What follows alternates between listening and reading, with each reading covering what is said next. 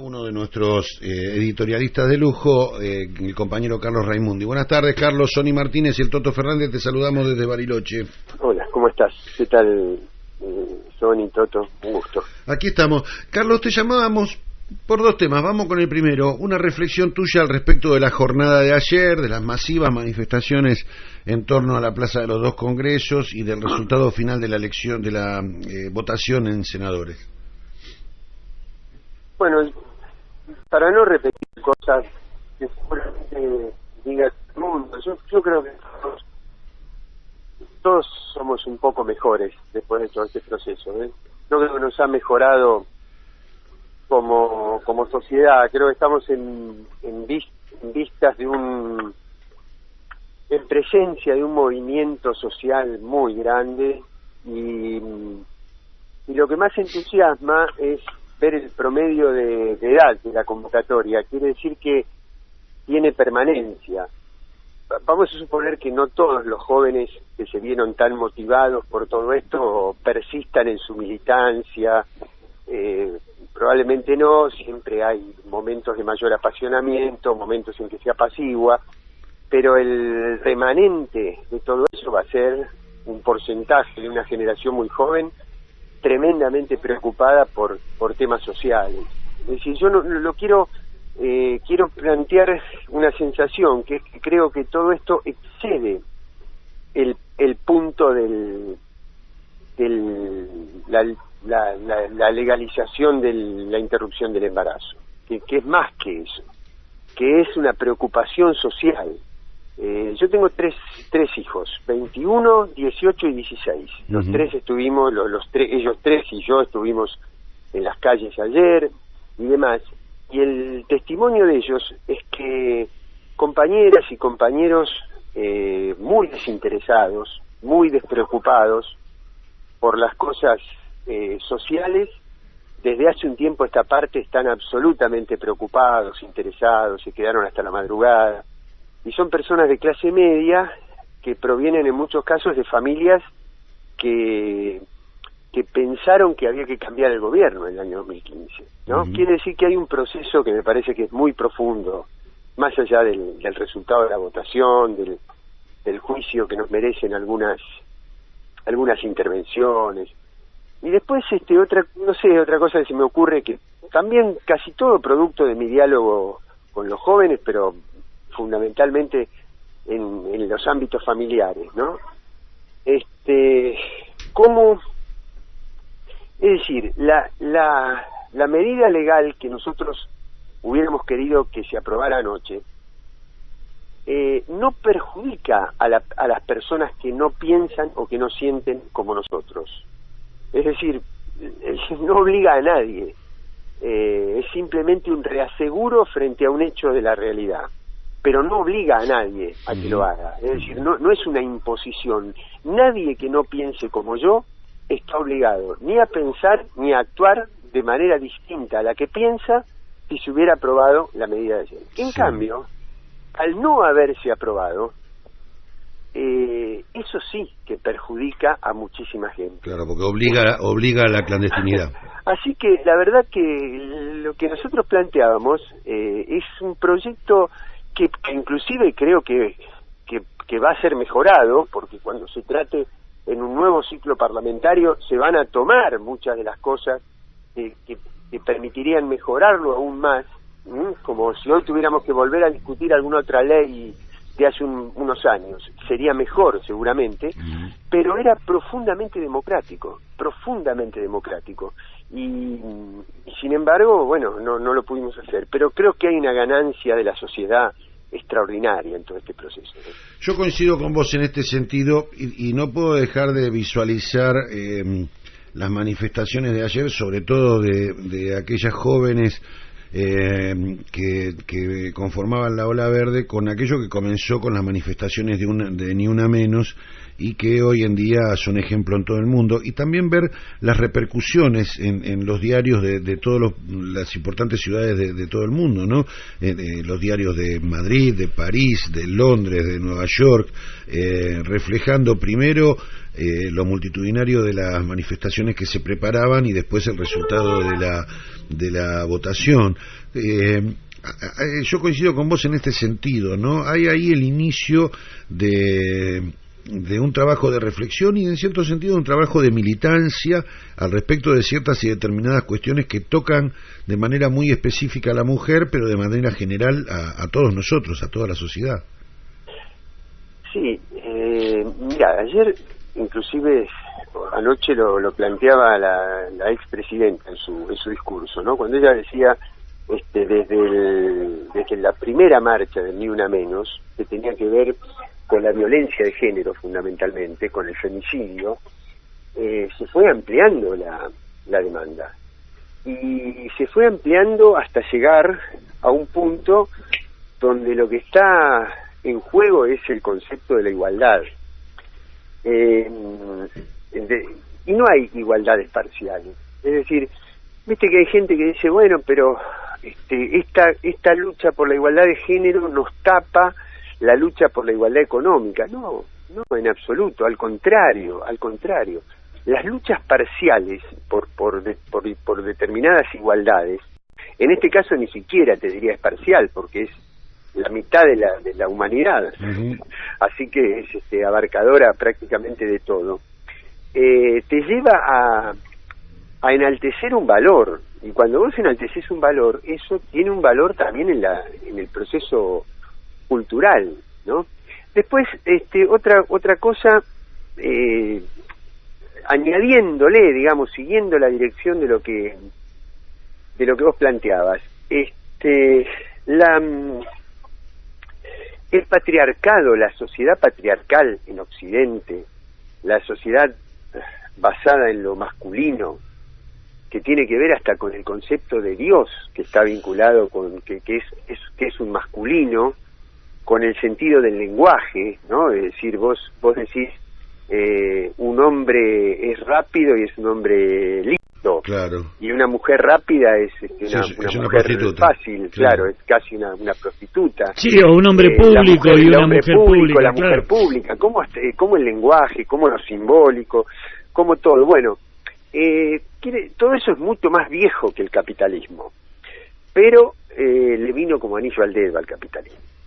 Quiere decir, ¿por qué? Porque organizó la familia de determinada manera, la distribución de la renta, los roles sociales, los roles culturales. Quiere decir que el patriarcado fue un caldo de cultivo excelente para el desarrollo de la explotación del capitalismo. Quiere decir que la lucha del feminismo es también una lucha por un cambio de sistema, es una lucha por un cambio de sistema más integral, no es la lucha de una parte de la humanidad, es la lucha por un cambio de sistema integral de la humanidad. Raimundi, en consonancia con esta idea que acabas de expresar, quería pedirte una reflexión acerca, por un lado, de esta emergencia de tantos chicos y chicas, tanta gente joven militando fuertemente por esta ley que provoca la admiración en muchos de nuestros vecinos y en el resto del mundo, este movimiento tan fuerte pro derechos, y la realidad de una democracia acotada y asediada por estas operatorias de prensa, judiciales, que le hacen perder calidad, digamos, eufemísticamente. Sí. Mira, yo he aprendido, por lo menos humildemente, la realidad me ha enseñado a no creer que hay cosas, que hay valores eternos en términos políticos, que hay situaciones eternas. ¿A dónde quiero ir con esto?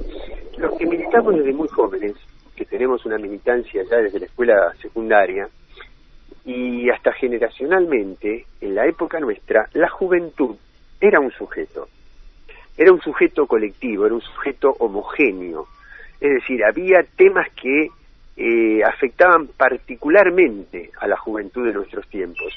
Anoche o sea, me identifico mucho con varios pasajes del mensaje de la presidenta de anoche, ¿no? Sí, ya sé a cuál te vas a referir, a la emergencia esta de los años, claro, de esta juventud en la que no existía este inconveniente. Pero ¿sabes qué pasa? Que la revolución cubana, el proceso de independencia en África, en Asia, en el tercer mundo, la guerra de Vietnam, el Mayo francés, los derechos, el Mayo francés, eran pibes,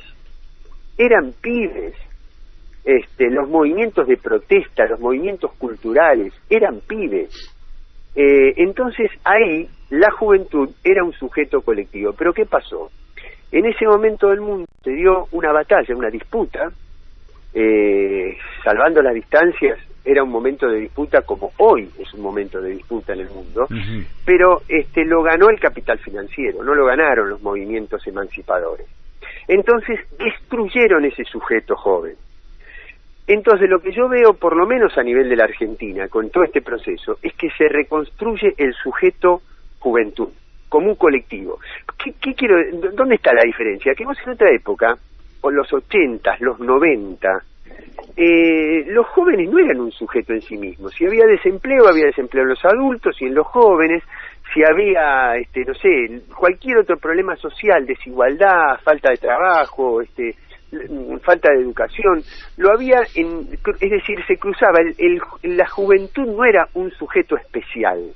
Yo creo que este proceso ha reconvertido, ha resituado, digamos, a la juventud como un sujeto en sí mismo. Y eso, es decir, cuando vos tenés una generación, es decir, así como en los 70 vos tenés una generación preocupada por la política, y varios años después, aún con tantos desencantos, aún con tantos retrocesos, esa generación se hizo cargo del país y gobernó durante 12 años en un proyecto popular y nacional. El hecho de que estos jóvenes hoy estén reconstituidos como sujeto y tan preocupados por la política, por lo social, por lo solidario, por otro tipo de valores que no es solamente cuánto dinero gano individualmente, está dando cuenta que tenemos esperanza de que en unos años más eso va a germinar en una nueva generación que se haga cargo del país desde valores muy distintos al individualismo, a la fragmentación, al emprendedorismo individual y la meritocracia esta que nos está queriendo imponer el neoliberalismo. Carlos, bueno, hay mensajes de distintos oyentes que te saludan, te leo uno de todos, dice: toda mi admiración para Carlos Raimundi por la lúcida reflexión en su mirada de la realidad. Gracias por permitirme en cada tarde sentir que no estoy sola en mi mirada social y política. Abrazo y felicitaciones por los 200 programas. Porque ayer cumplimos 200 programas. Bueno, así no como, sabía. Bueno, como dicho al paso, ¿no? Felicitaciones. Eso fue ayer. Nos dice Mónica desde el kilómetro 2 de Pioneros. Ayer también o antes de ayer estuvo Leo por acá y te mandó saludos, un vecino. Bueno, me comentó que habían estado. Sí, estuvo por acá dando una vuelta. Yo te quiero no cambiar de tema, pero sí cambiar de perspectiva. Porque toda esta cuestión, cambiamos de tema. Esta cuestión del lawfare, de esta ofensiva judicial, esta cuestión de la fotocopia de los cuadernos, que siempre son cuestiones judiciales o que se ventilan en Comodoro Pi, tan oportunas siempre en los primeros días del mes, cuando está a punto de salir o está saliendo el índice de inflación, de desempleo, de pobreza, se tapan con alguna cuestión por esta. Ahora toda esta payasada del juez Ollarvide y ponerse a llorar en cama, toda esta cuestión. A mí la verdad, intentamos en este programa el tema de los cuadernos ni lo tratamos, porque nos parece toda una payasada, pero sí me parece darle una mirada hacia la patria grande, ¿no? Ayer se hizo el primer debate televisivo, lo hizo la televisión Bandeirantes, de candidatos a presidentes de Brasil, por supuesto sin la presencia de Lula, con lo cual los dos candidatos que debatían, entre los dos, no llegaban a juntar el 20% de la intención de voto.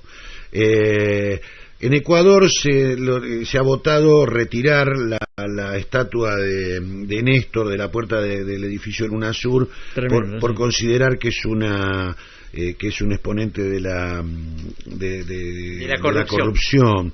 Digamos, esta cuestión del lawfare, esta ofensiva judicial va a escala americana.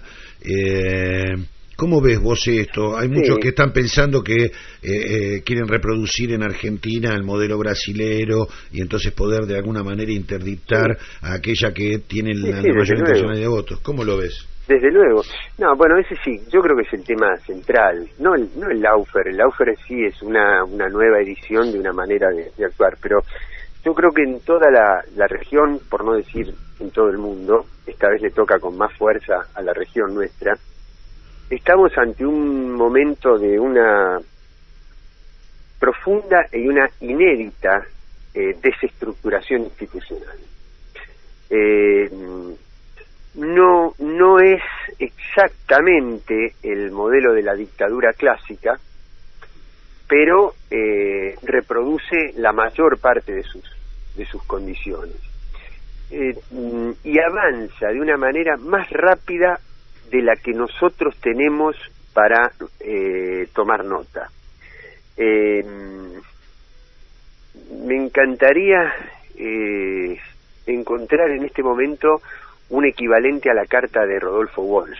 Claro. ¿Por qué digo esto? Porque fue el que a poco tiempo de iniciado el proceso, aquel proceso, aquel proceso político, económico, etcétera, él lo sistematizó. Es decir, asoció lo que estaba pasando a escala cotidiana, que generaba tanta perplejidad, con un sistema mundial, con una reconfiguración del sistema mundial. Y yo creo que hoy está pasando algo parecido. Es decir, ninguna de las categorías clásicas sirven para explicar ni la situación actual, ni nos dan herramientas para poder salir de ella. Tenemos que crearlas, tenemos que recrearlas, porque yo te diría, hasta hace poco, podemos pasar las cintas de las entrevistas que hemos tenido nosotros, hablábamos de sistema financiero, mediático y judicial. Yo hoy te diría, ni siquiera nombraría al sistema judicial, porque Comodoro Pi no es de los jueces, es de los servicios de inteligencia. Lisa y llanamente. Es decir, ahí está la estrategia a nivel mundial. Eso modifica los comportamientos tanto personales como institucionales, porque cuando vos tenés dirigentes que están asediados por espionaje de su vida personal, no únicamente porque si fueran hechos de corrupción económica, no, nadie tiene que quedarse con lo que no es de uno. Claro. Y tiene que ser investigado, pero no es así, es otro tipo de espionaje, es la vida privada, es la vida personal. Entonces, ¿qué pasa?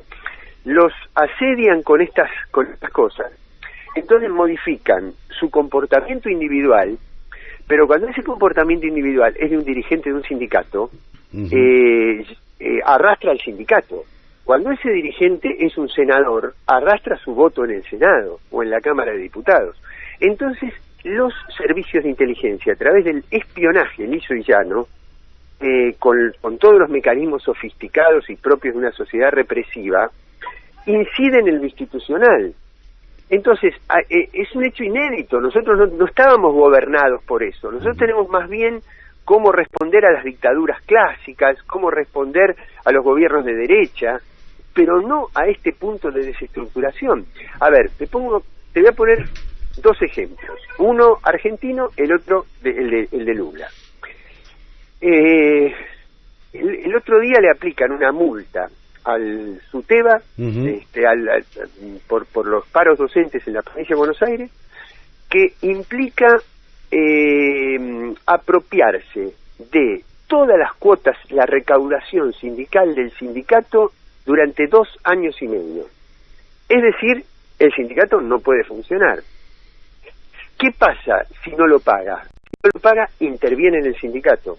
Es decir, tampoco funcionaría. Es decir, hay una encrucijada donde la idea es desestructurar la actividad sindical docente. Claro. En el caso de Lula, ¿cuál es la encrucijada? Si Lula no participa de la elección, está dando, ¿por qué? Porque no puede ser candidato y el PT participa igual con otra fórmula. Está legalizando el proceso judicial, está diciendo, bueno, no puedo participar porque Lula está aunque no nos guste, pero está legitimando la acción de la justicia. Entonces uno tendría que decir, bueno, lo que tendría que haber hecho, lo que tendría que hacer es deslegitimar las elecciones y no participar. Claro. Pero resulta que si decide no participar, hay toda una parafernalia mediática que va a llevar a un clima electoral por el cual probablemente vote el 50, el 60, el 70% del electorado y termines vos representando una fracción minoritaria. Claro. No sé si me explico. Sí, te entiendo perfectamente. Bueno, entonces, te das cuenta que estamos como entrampados en una encrucijada donde si haces una cosa, vas a tu autodestrucción, y si haces lo contrario, también vas a tu autodestrucción por la manera que esta gente se ha apoderado de la lógica del sistema institucional. Entonces, es tan grave la situación, es tan inédita, que nosotros rápidamente tenemos que construir una mirada estructurada, una evaluación general de la situación. Por eso te decía, me encantaría que en este momento pudiéramos encontrar la carta de Rodolfo Walsh, ¿no? Sí. de la época, de la etapa. Sí. Como no la tenemos que construir en conjunto. Hay que escribirla entonces, Carlos. Hay que escribirla. Hay que escribirla. Estamos en eso. Vos sabés que a mí, y ahora me trajiste a Rodolfo Walsh, que es un tema muy caro para mí. Verdaderamente yo tengo pasión por los textos de Rodolfo y soy un estudioso de ellos. Tanto que mi última visita a Brasil, cuando fui inclusive a entregar a las autoridades del PT cartas de dirigentes políticos que se proclamaban por la libertad de Lula, incluida una carta firmada por vos mismo, una de las charlas que fui a dar fue sobre Rodolfo Walsh, porque en la Universidad de Santa Catarina, en Florianópolis, hay en la Facultad de Ciencias de la Comunicación una cátedra libre Rodolfo Walsh, en Brasil. Es grande la admiración que tienen por Rodolfo. Y una de las cosas que presenté de entrada, porque empecé por la muerte de alguna manera, fue la carta. Y ahora que lo decís, tenés razón. Habría que tener ese poder de síntesis y esa pluma y esa cabeza de Rodolfo, pero hay dirigentes nuestros, como vos, por ejemplo, que lo tienen. Bueno, me encantaría como periodista, y si tenés ese contacto con la universidad, poder ir a conversar un poco en el marco de la cátedra Rodolfo Walsh. Tal cual. No soy tan pretencioso, creo más en que la podamos escribir, que sea de conjunto, ¿no? Que sea un trabajo como dirigente. Claro, sí, tal cual, porque tal cual. Y me parece que estamos, porque yo lo que veo es mucha unidad de criterio cuando voy a distintas reuniones. Mira, te voy a poner otro ejemplo, perdóname, sí. Sony, pero aprovecho. Dale. Viste que vamos a hacer un plenario muy grande este sábado en la ciudad de Ensenada. En ¿no? Ensenada, sí. De Unidad Ciudadana. Yo he estado ya en la organización, en la coordinación de varias reuniones como esta, y en muchas otras teníamos cierto temor de, si son comisiones muy grandes, muy masivas, no se nos irá de las manos, no tendremos alguno que diga una cosa inconveniente. Bueno, en este momento no hay ningún temor de eso. Hay una homogeneidad, hay una linealidad, una unidad de criterio, de concepción en las bases, en la militancia intermedia, en los dirigentes y todo. ¿De qué? De que es tan tremendo lo que está pasando que nosotros tenemos que ir a un reagrupamiento mayor, siempre con los límites que hemos hablado otras veces, no sí. Un reagrupamiento naif, ¿no? Que no sepa para dónde ir o que se diluya. No. Y lo mismo, es tan fuerte lo que nos está pasando que eso mismo nos da el grado de radicalidad de las cosas que tenemos que plantear. Si nosotros nos quedamos a mitad de camino en los planteos, si nosotros, por ejemplo, no analizamos que tenemos que reconstruir un margen de autonomía que nos permita, financiera, que nos permita repudiar y desconocer el acuerdo con el Fondo Monetario y revisar toda la política de endeudamiento, no tiene sentido. Sí. ¿Entendés lo que te digo? Y eso, hay unidad de criterio sobre eso, hay aceptación masiva. Hoy, para construir una mayoría, vos no tenés que diluir tu discurso, como pasaba en otro momento, que te decía, mirá, si planteas cosas muy duras... Sí, vas a perder el electorado. Claro, acá es al revés. Se van a asustar. No, al contrario, hoy la gente lo que está esperando es decisiones muy, pero muy firmes, muy contundentes, frente a esta profundidad de de la gravedad de la situación que estábamos conversando recién. Sí, hoy lo piantavoto sería la tibieza, ¿no? Tal cual, absolutamente. Bueno, pero hoy, esto pero ya es... otra. Hoy ya no está en discusión nadie se le ocurre, preguntarse dónde va a jugar Pichetto, o dónde va a jugar Bocio, o dónde va a jugar el Chino Navarro. Hoy ya esa discusión complica al macrismo, no a nosotros. Claro. Porque nosotros ya el criterio de la unidad tiene que ver con la radicalidad de las posiciones, no dónde va a tal o cual dirigente. A ningún trabajador se le ocurre preguntarse dónde va a ir Acuña, o dónde va a ir Daer, no le importa. Él quiere ir por la dignidad, por la paritaria, por el salario, por las condiciones de trabajo, por la industria. Eso es lo que define. ¿Te das cuenta cómo fue evolucionando esta cuestión? Que nosotros ya no es un problema si se suma Pichetto en una foto o si no se suma, si se suma tal o no se suma. No nos interesa. Nos interesa cómo construimos esa unidad sobre la base de puntos aglutinantes que devuelvan una esperanza como la que tuvimos ayer poblando las calles. El frío, el viento y la lluvia que había anoche, horrible, no te podés sí. imaginar, es más de la zona de ustedes que de la zona nuestra. Sí. Y el entusiasmo y el estoicismo que tenían esos chicos y esas chicas era también incomparable. Quiere decir que del otro lado hay fuerza, sí, claro que hay fuerza, pero de este lado también. Carlos, muchísimas gracias por este tiempo que nos da. Verdaderamente que nuestros oyentes lo disfrutan mucho, siguen entrando mensajes. Te agradecemos muchísimo desde aquí, desde Bariloche. No, al contrario. Y ayudás a que se nos carguen pilas. Tal cual. Yo termino con la entrevista con Carlos. No tengan duda. Espero que sea mutuo, que también nosotros te ayudemos a poder estar más firme en tus convicciones y es muy importante tenerte firme a vos, Carlos. Por supuesto. Gracias. Carlos Raimundi desde Buenos Aires.